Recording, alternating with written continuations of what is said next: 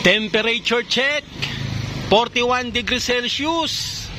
Grabe mga ka-mindset, napakainit. Sobra. Pansin nyo rin ba mga ka-mindset? Sobrang init na talaga ng panahon ngayon. Sobra na talaga, grabe. Lumabas na ako saglit mga ka-mindset ha. Napakainit talaga. Baga, for my whole entire life, 39 years old na ako, ngayon lang ako nakaramdam ng gaytong katinding init sa buong buhay ko. I don't know sa probinsya mga ka-mindset ha, hindi ako sure.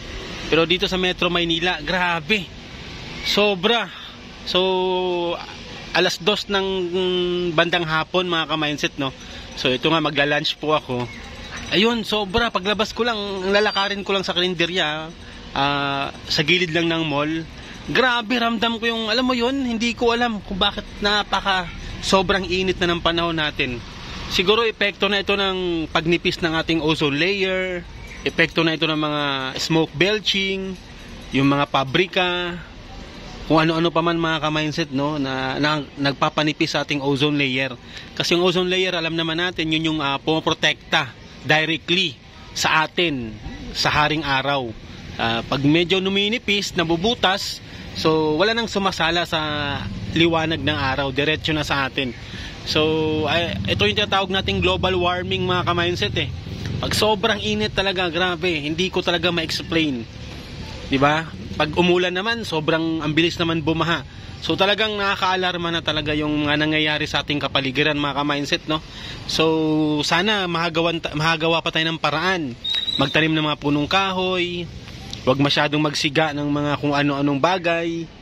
Diba? At the same time, kaya nga siguro nauso na yung mga electric car ngayon eh, diba? Mga electric motor. Kasi nga at least iwas pollution, iwas usok na nakaka-apekto sa ating ozone layer.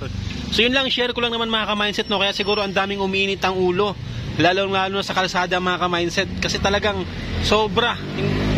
Wala pa akong 3 minutes sa labas ha, grabe. Sobrang pawis ko na at parang sinusunog na yung balat ko mga ka-mindset. Hindi naman ako nagmamaselan mga ka-mindset ha.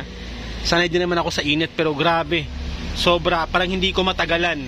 So how much more pa kaya yung mga taong laging nasa labas, nagtatrabaho sa labas, naghahanap buhay sa labas, babad sa init. So saludo ako sa inyo mga ka-mindset, grabe. So yun lang, uminom ng maraming tubig palagi. At the same time, maligo, pag-uwi ng bahay, maligo. Siyempre pahinga din muna, no? So yun lang, para maibisan yung init ng ating katawan. So uso yung stroke ngayon mga ka-mindset. So inom ng maraming tubig, and then kalmahan lang ang buhay mga ka-mindset. Mas maganda iwas muna sa mga bisyo, no? Para alam mo na, napaka-importante at napakahalaga ng ating kalusugan. So yun lang mga ka-mindset, share ko lang, sobrang init talaga. Okay, so sana okay tayong lahat. Sana hindi tayo mainitan ng sobra. So once again, mindset is power.